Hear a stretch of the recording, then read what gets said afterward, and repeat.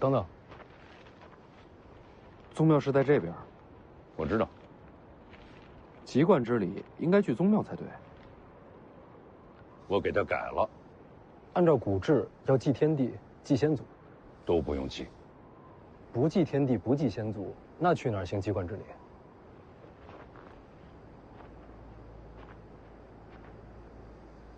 去见你娘，也好让她亲眼看到你籍贯成人。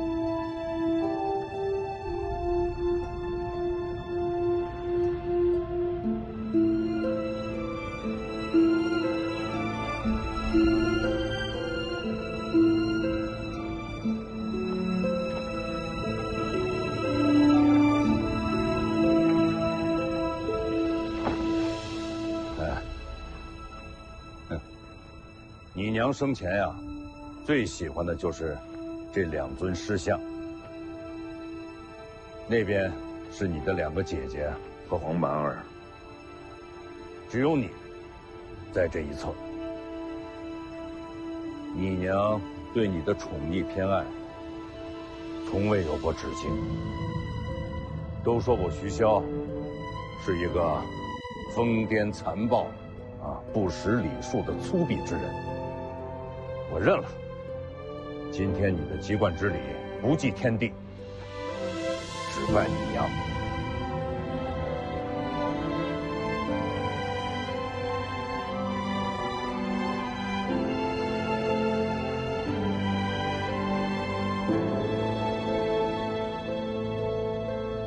黄满儿呢？你还不知道你这个弟弟啊，每次给你娘上坟，他哭的都是撼天动地的。还是把你的籍贯礼完成了再说。啊，走。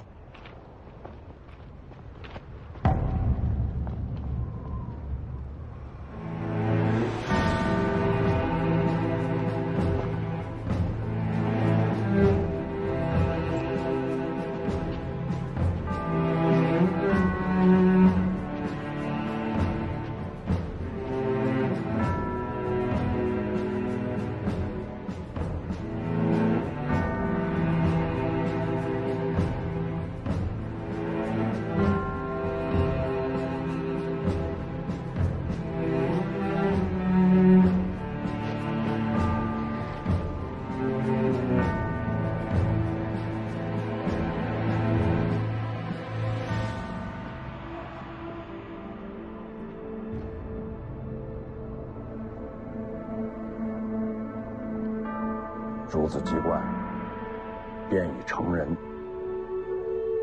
你也可以感到欣慰了。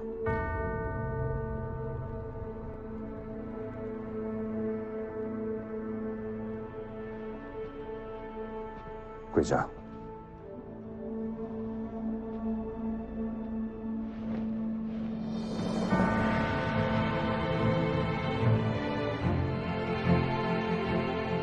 取冠义府。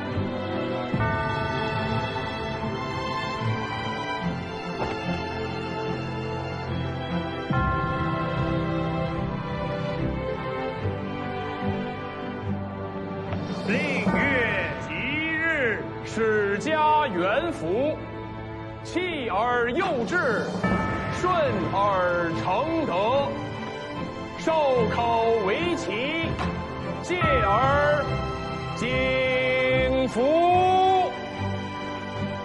京城上下都盯着你这一关呐。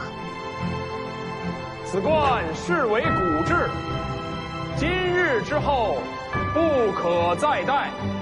这一冠后，可入仕，可治人。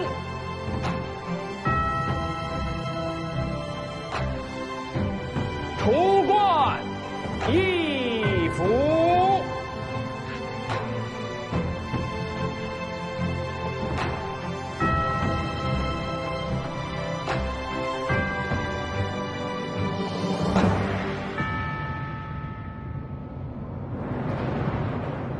跪！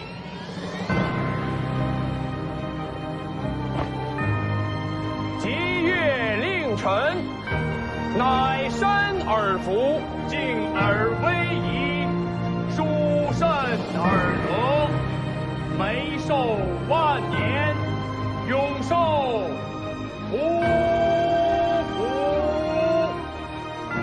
提鞭乃是诸侯大夫之冠，又带兵士田猎之权。这一冠后，便可入主军营，执掌兵权。北凉35万铁骑，都等着这一冠呢。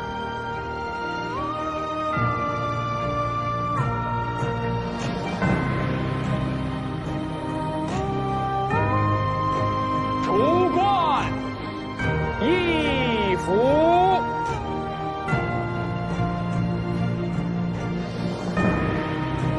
跪！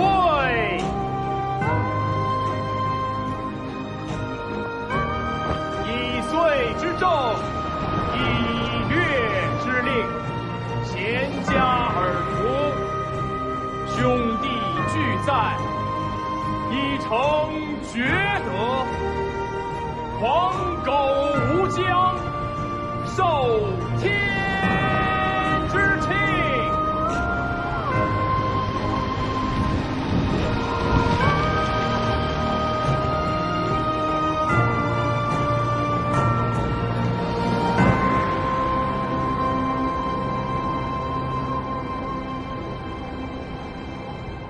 这第3冠本该是绝变，受宗庙祭祀之权。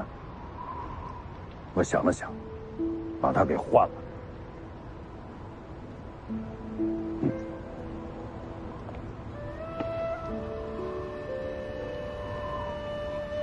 此冠不合礼制，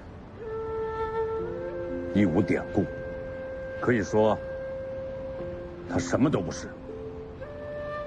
天上地下，没有人会在乎它，除了你娘，因为这是她亲自为你缝制的。你母亲缝制它的时候，就盼着能够看到你戴上此冠。现在，她终于瞧见了。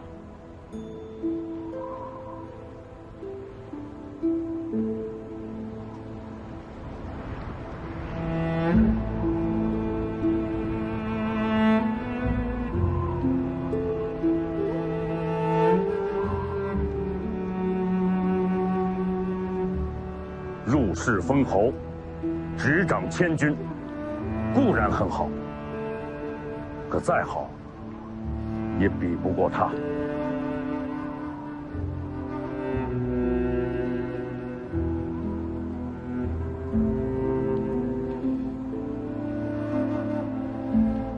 是啊，什么都好不过他。来。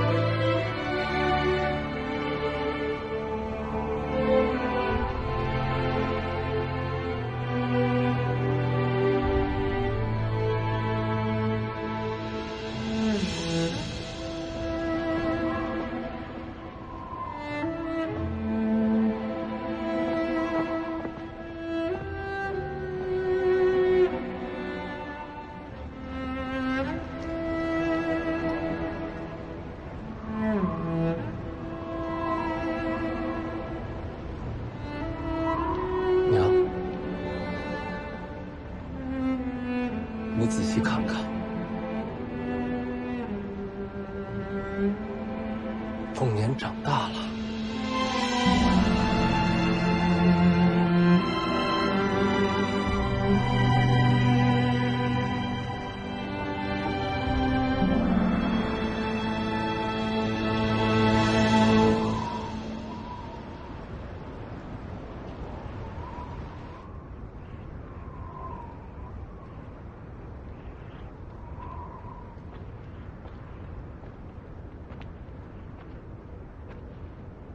他们人呢？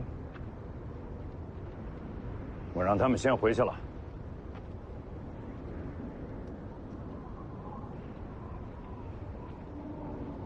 在看什么呢？天下这么大，啊，站得这么高，还是看不全呢。或许本来就看不全，或许站得还不够高。还嫌爬得不够高啊？站得高点儿，看得也清楚。山底下风景也不错。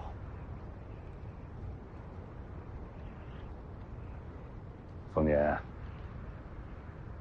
按古里说，行过籍贯之礼，你就算是长大了。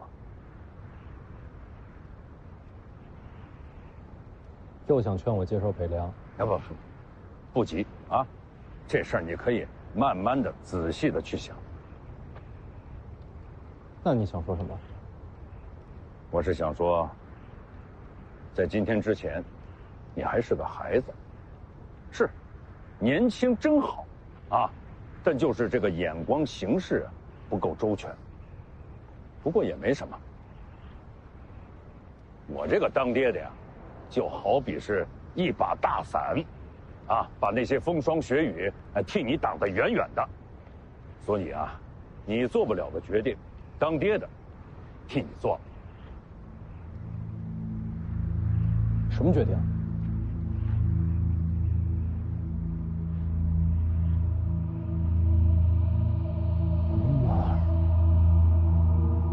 黄毛去哪儿了？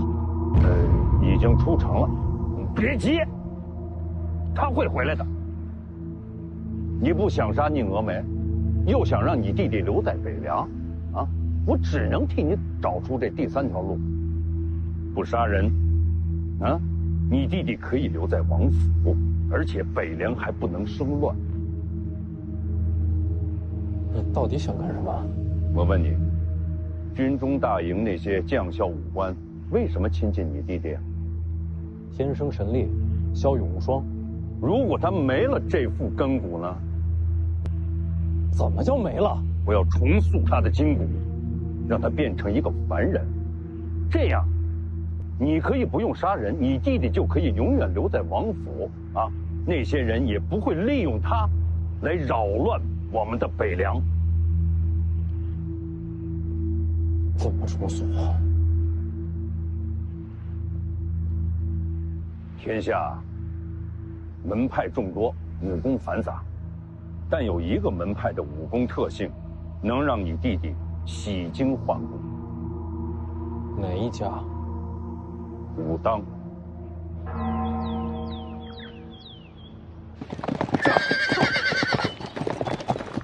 这。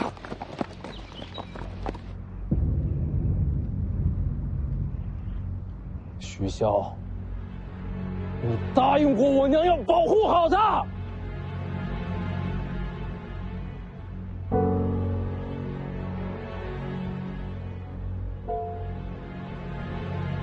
我答应你娘，是保护好你们。你想两全其美，我只能这么选。权力斗争本来就是你死我活，我让他变成一个普通人，那是给他一生的安稳。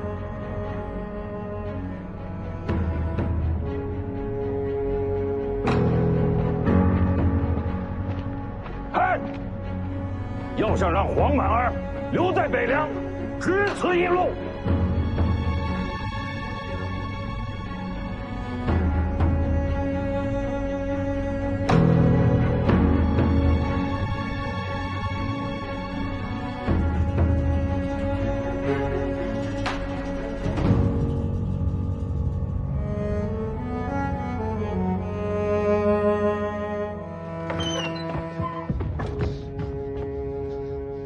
能再帮我一个忙？你说说看。再做我一次护卫，陪我去武当。杀气腾腾，要闯山？不是，救我弟弟。北凉王府35万铁骑，为什么叫我做护卫？王府内外皆是徐骁麾下呀。所以你爹没同意你去。我自己的事儿，自己决定。我帮不了你。为什么？我要是帮你，你爹怕是要把我赶出廷朝廷。我以为我们是朋友。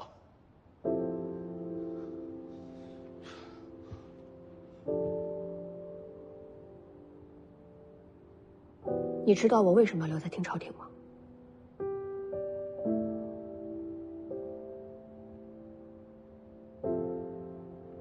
你要做天下第一高手。为什么要做高手？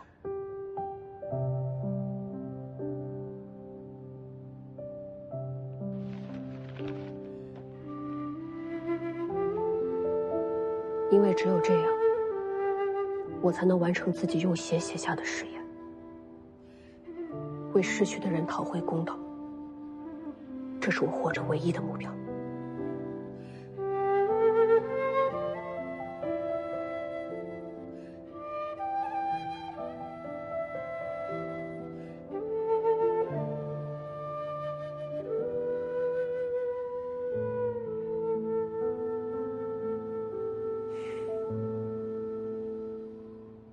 对不起。不用对不起。虽然我没有帮你，但府上有一个人，不在你爹的麾下。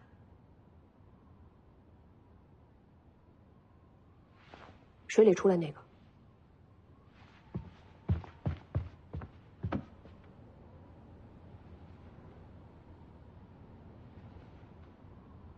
我怎么把他给忘了？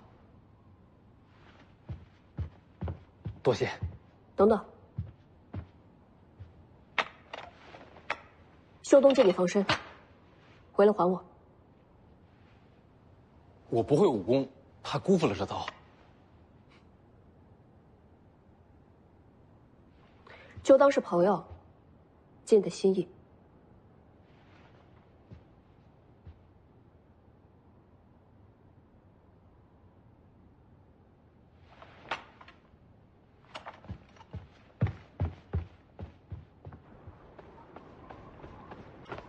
哎呀，多吃点啊，多吃点，吃了嘞。什么事？陪我出城。出城干嘛？我去。你答应过老黄给我做护卫的，江湖人说话不算话吗？你要去哪儿啊？武当。这么远？啊，不去不去不去。哎，言而无信，传出去可不好听啊。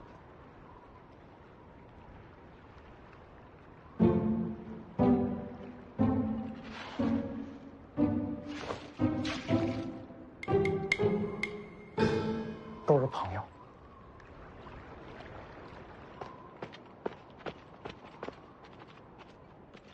徐骁，你看看，一匹也没有。你爹把马都收走了。先出去，街上有骡马市，大不了现买。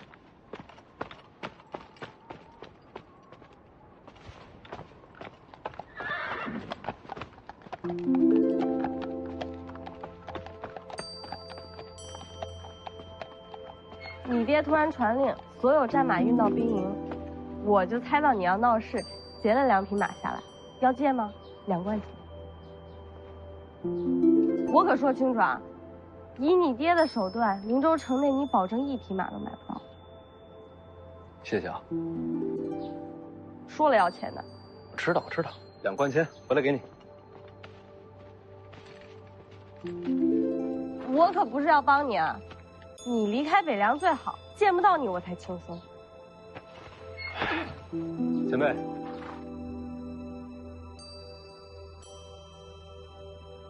你出城是和你爹对着干？没错，要追上我弟弟，搞不好还要动手抢人。前辈怕了？这才有点意思。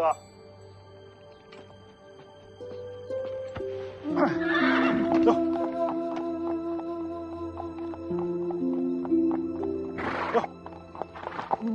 走，走。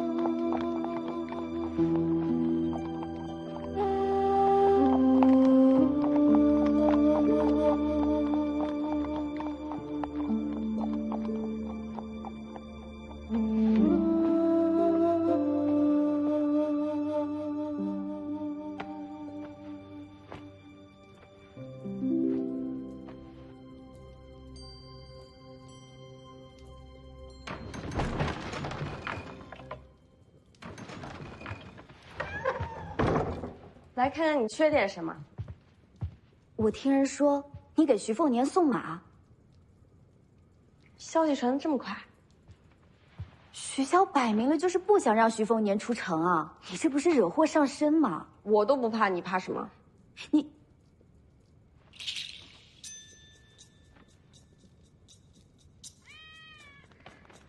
怎么？你们两个势不两立。这家伙太贼了，每次都杀不成。你居然还没事？怎么没事儿？动刀不中就得罚钱。你为什么要杀他？他抢我钱，从小就欺负我。这可算不上理由。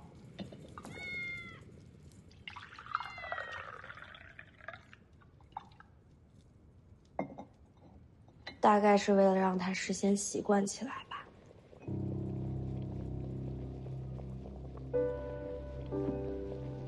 习惯什么？习惯我们俩终究要分生死的结局。这话里有话。面对命运，每个人都是孤身一人。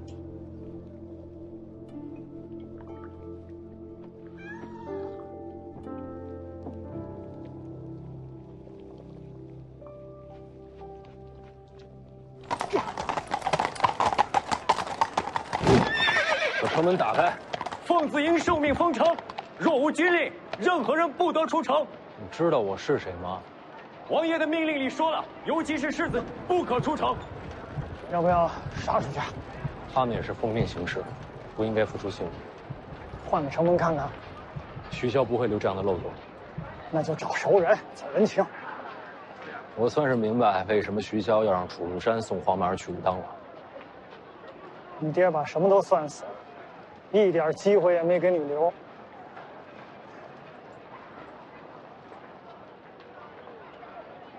怎么了？放弃了？这营号听着耳熟，想起来了，走。动！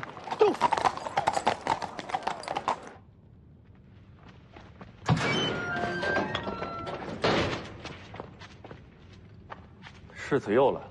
灵州城外，我是第一次见你。是，当时在下奉命接世子回城。当时你报了名号，凤子营是你麾下。没错。走。哎，干什么？帮我开城门。城门怎么了？你家凤子营现在正在封城。为何要封城？徐骁的命令。既是军令，自当遵从。我不去。他要毁我弟弟根骨。小王爷，能不能救他，现在就看你了。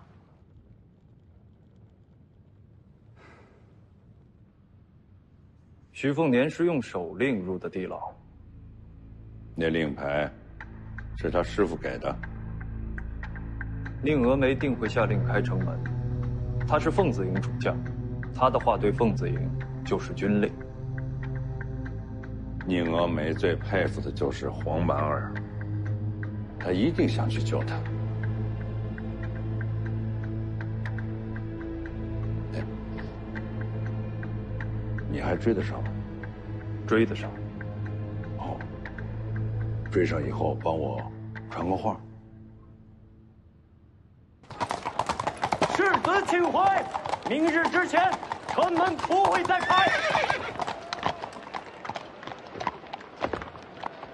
宁将军回来了，传我军令，开门，备马。遵令。上，上。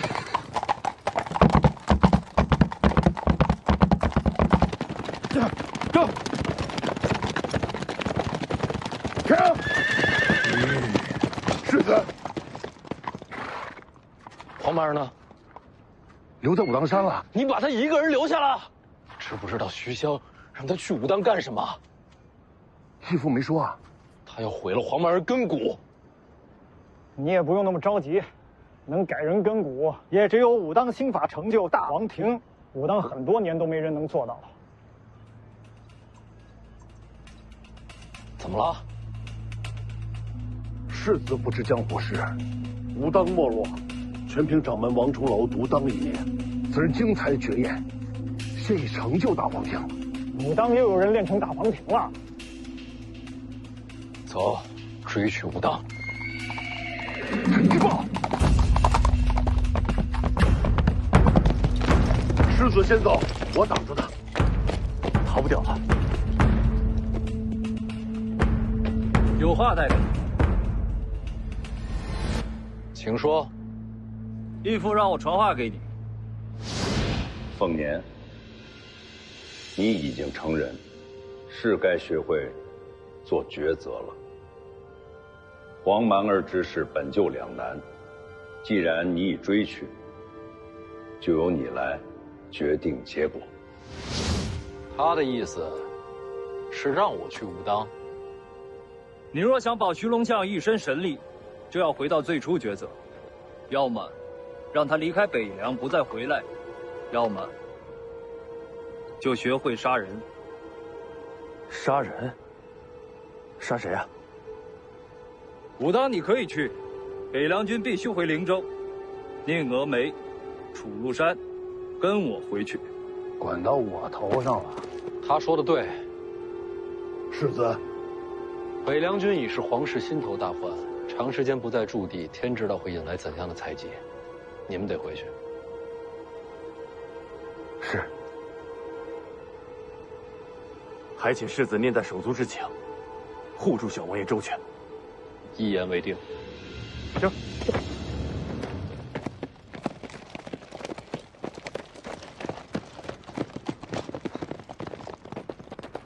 徐凤年，想清楚后果，再做决定。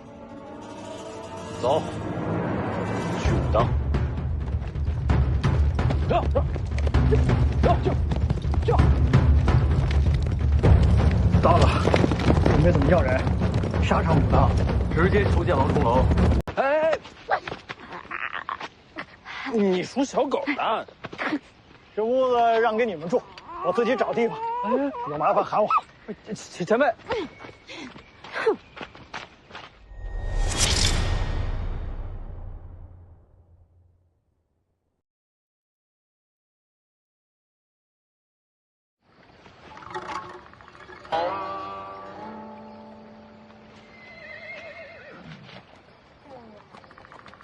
这。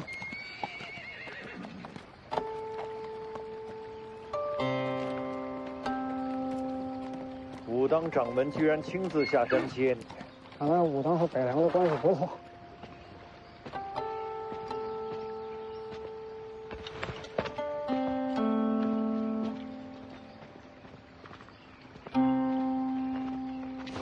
王重楼见过世子。黄蛮儿呢？谁把他留下的？掌门师兄。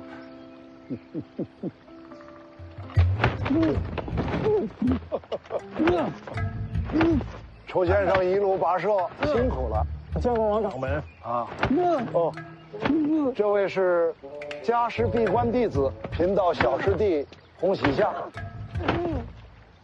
他与你同辈，正是。不出意外，也该是武当下任掌门。吴启孝，你还嫌欠我徐家的不够多吗？那是你爹的意思，我能怎么办？楚先生远来是客，小师弟过来打个招呼。楚先生，哎，好好好。哎呦，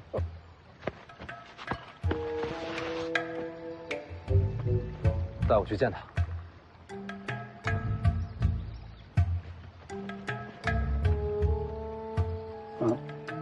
师兄，不如你带他们2人上山吧。你也一起去？我想再放会儿牛。不赶这一会儿。世子，楚先生请。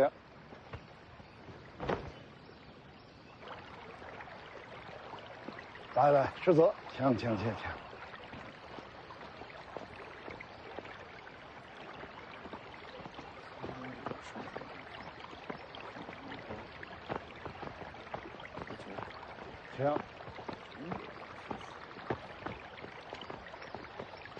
世子请。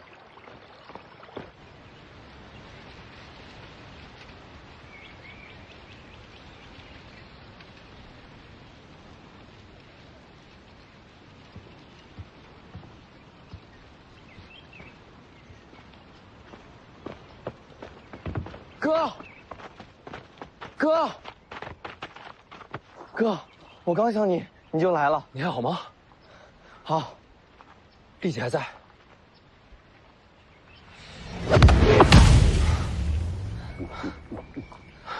那就好，走，跟我回家。怎么了？爹说了，我不能回去。我说能回去，我说了算。可是爹说，如果我回去，会给哥带来麻烦。我不怕麻烦。世子莫要急躁，不如先让心静下来。你要拦我？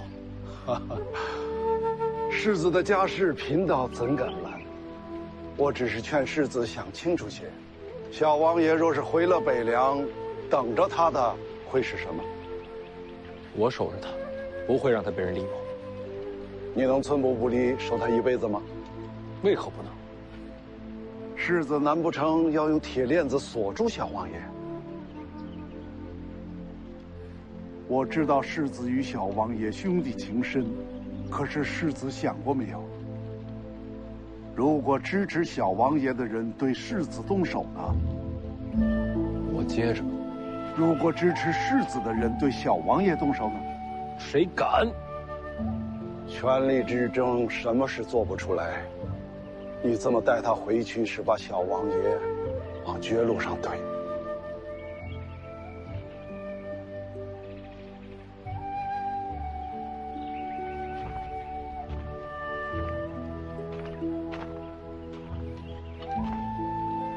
世子还是想清楚再做决定。走，你带他去哪儿？我带小王爷逛逛武当。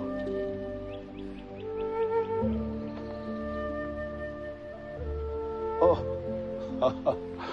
世子做出决定之前，贫道什么都不会做。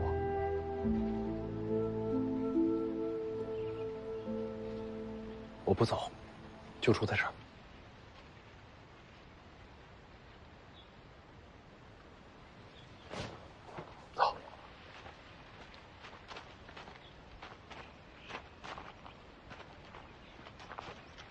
好些年没来武当了，我四处看看。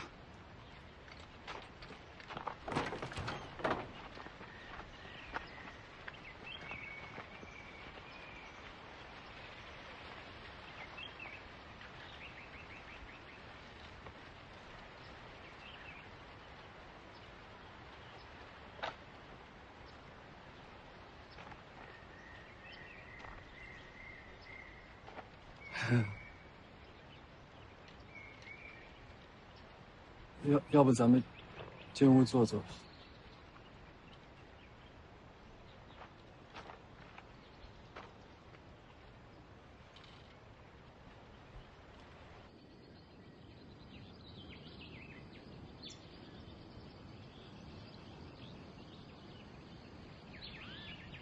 小王爷在想什么？是我惹我哥不高兴吗？不是你。但是为什么爹说我回家会害哥？是因为你哥心不够狠。那不好吗？其实很好，只是人间如玉，心软的人容易受伤啊。我可以保护他。哦，哎，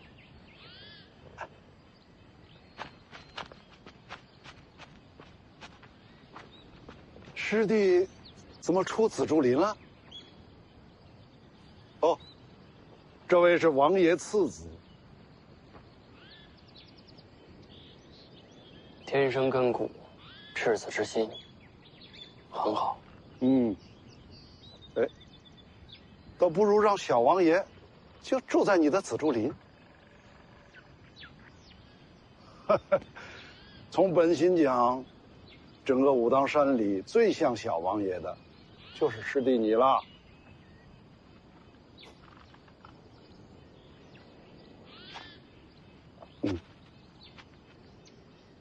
可以。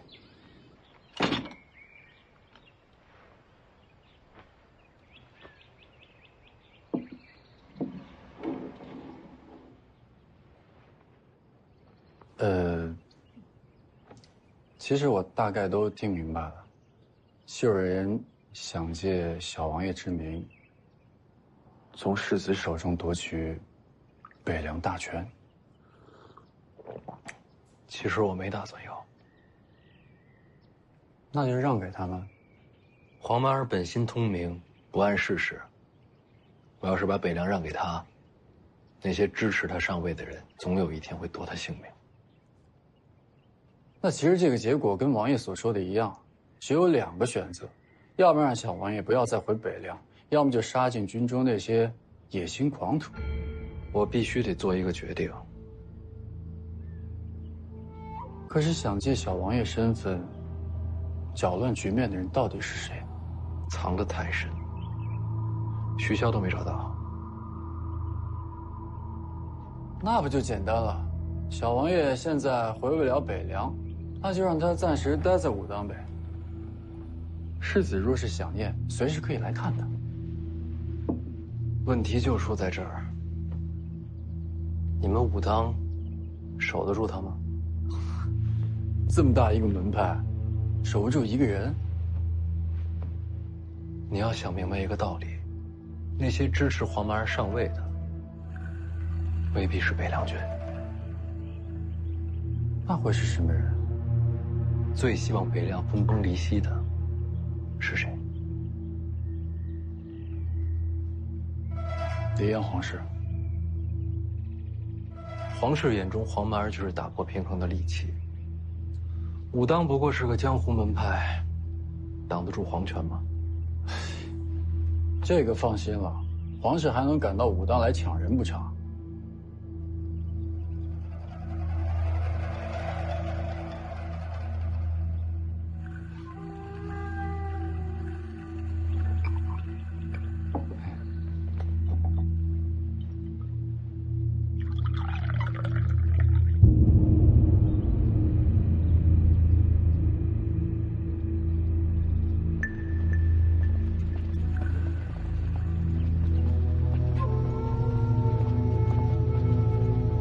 孙雕四，确认徐家兄弟行踪了。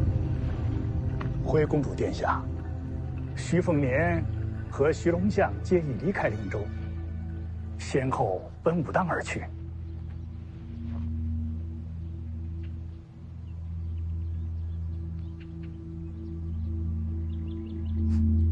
好，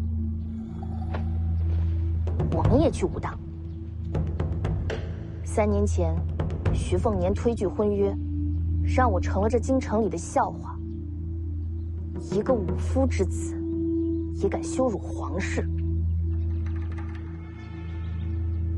这3年的屈辱，就在武当还给他的。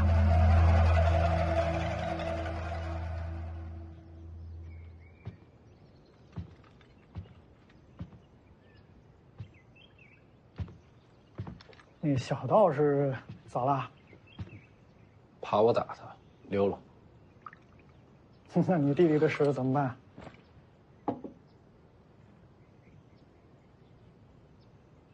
既不能回北凉，也不知道让他住在哪儿才能避开皇室觊觎。想到答案之前，我先留在武当吧。我怎么觉得这事儿不可能有答案？我再想想。那小道士真的是武当下任掌门？没错。那你还敢在武当打他？他欠我的。怎么说？他负了我大姐。那小道士，我家常来武当，一来二往之间，我大姐喜欢上了那小道士。之后呢？没什么之后。小道士不肯下山，大姐最终嫁去了江南。他答应过下山吗？从未说过。那就怪不到他了。虽然没说过，但谁都看得出来，洪喜相喜欢我大姐。既然两情相悦，为何没有结果？他家掌门阻挠。这家伙自己发了个誓，不成天下第一，绝不下山。那他岂不是这辈子都不能下山了？偏偏我大姐也不肯再上山。算了，这都不重要。现在最重要的是黄满儿的事儿。在想出结果之前，就委屈前辈也住在这儿吧。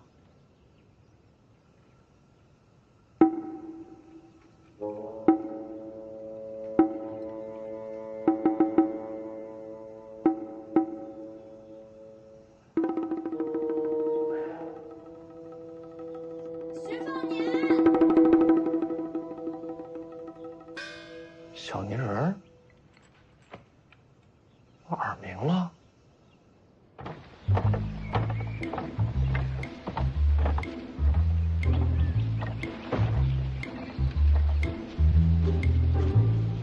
徐凤年，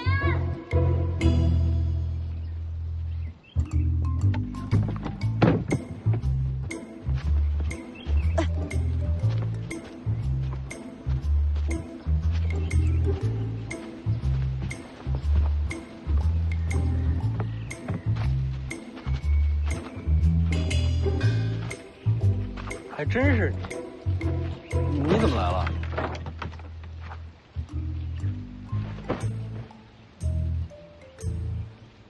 干嘛不说话？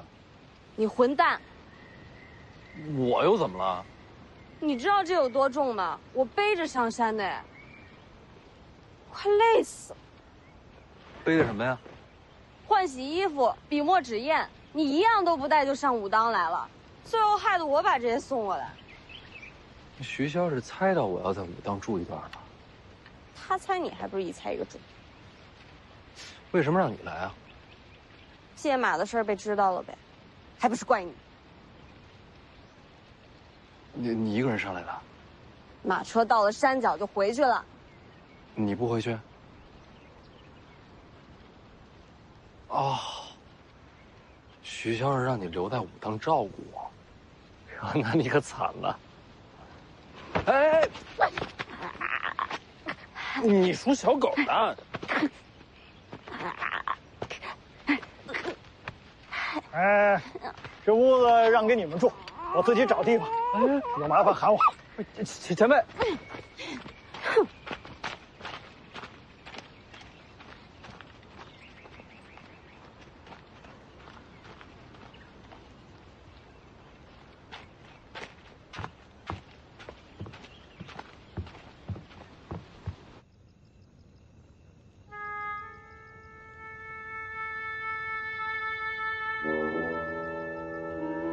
哎呀，这屋里实在是摆不下第二张床。行吧。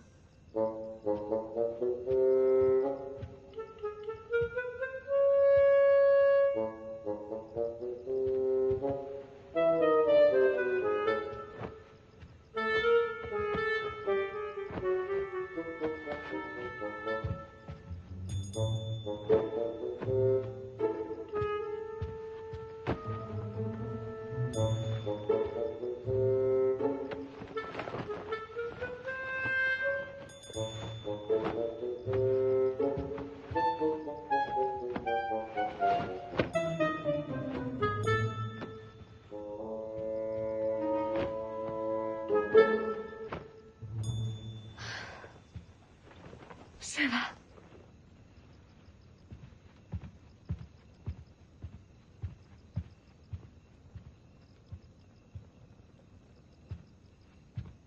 啊。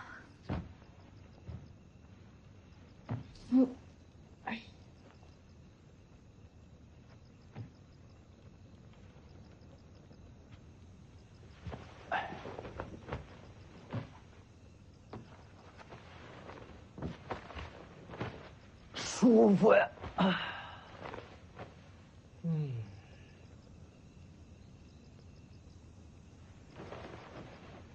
你想清楚啊！真不需要我跟你换一下？不用，你就坐那儿一晚上？我乐意。嘿，你那钱盒在包裹里呢吧？嗯。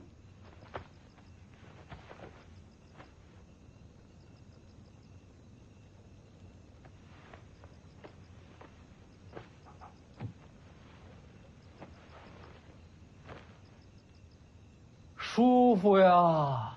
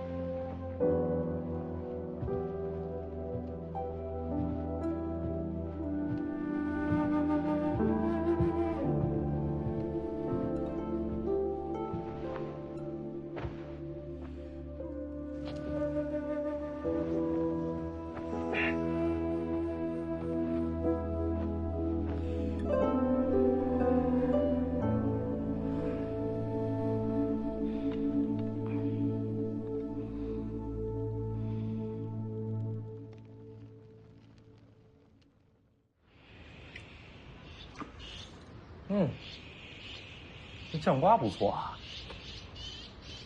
他就在那儿睡了一宿。估计是累坏了。你也不把她扶到床上去。这丫头身世惨，那不是更需要照顾吗？她才不需要被照顾、被可怜。这丫头啊，骄傲着呢。可是她为什么睡觉不抵着墙呢？那包裹重，她这一路背上来，肩上背上，怕都是破了皮，靠着会疼。你是怎么知道的？我家丫头，我不知道，谁知道？我真是搞不懂你们。醒了，来吃早饭。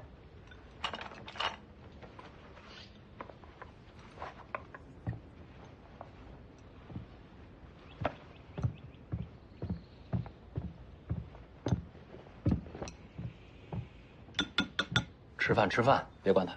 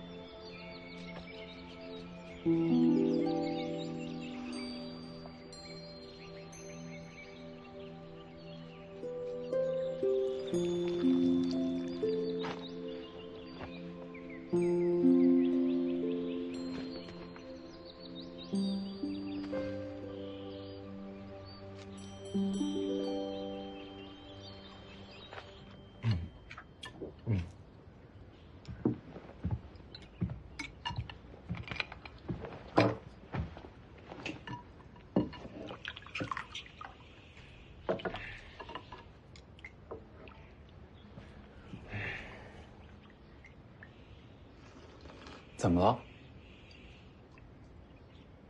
有菜吗？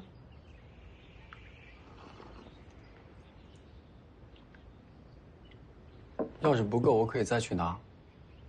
活的。菜还有活的。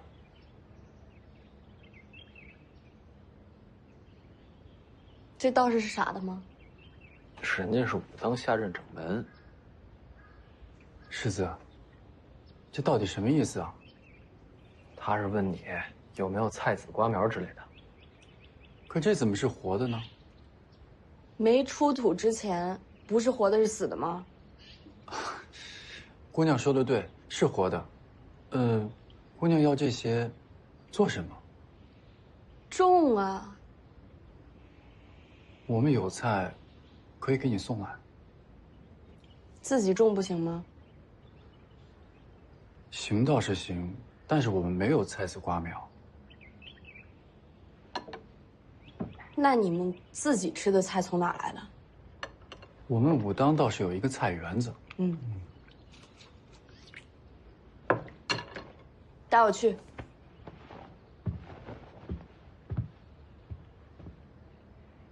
走啊！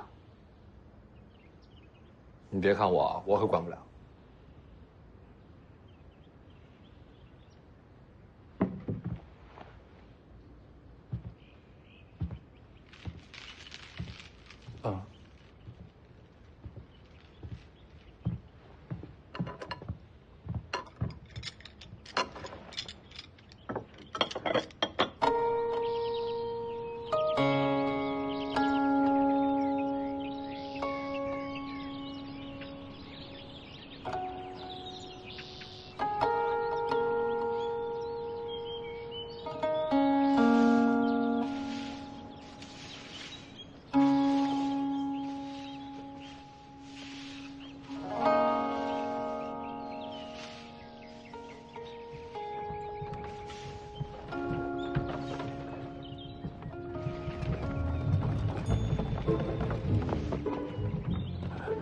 掌门，这不是菜头吗？大事不妙了，馆里遭贼了！菜园子里的菜被偷走了许多，得彻查呀。谁会偷菜啊？哦，该不是山中林鼠闹灾？哎呀，掌门啊，那是那铁锹挖的呀！也许是狐狸成了精了。哎，日后多加小心就是了。啊，去吧。啊。干嘛？狐狸吃肉的，它不吃菜呀。夫玄道者，得之乎内，守之者外，用之者神，忘之者气。此中要言，你可要自己参透，不要事事都问掌门。用之者神，忘之者气。用之者神，忘之者气。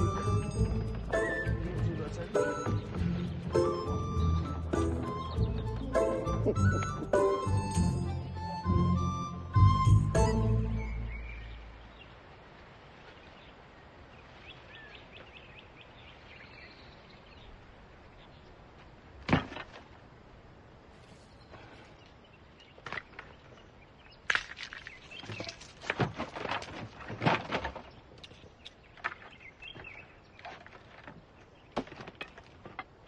叫你姑娘，你偷菜这件事情，千万不能让掌门师兄知道。我让你带的路，菜也是我挖的，让他找我，跟你没关系。还是守密为好。你怕他？他打你？掌门师兄，他不打我。那你怕他做什么？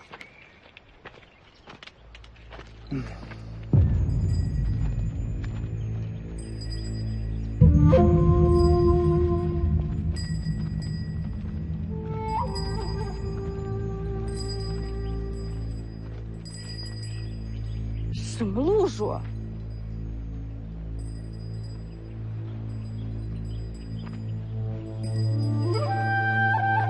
龙岭3天正法，龙虎山。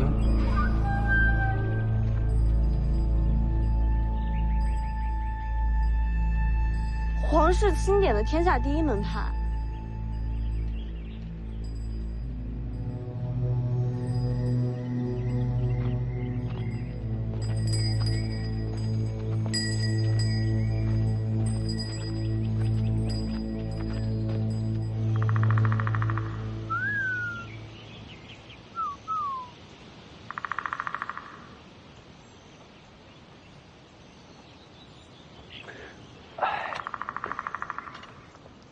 其实待在武当也挺好的，不像留在北凉，整天都要提心吊胆，揣摩人心。就是吃饭全是素的，他受不了。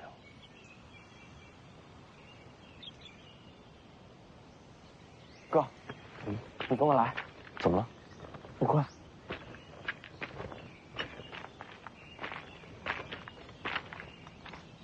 哥，这边。你要带我去哪儿啊？就是这儿。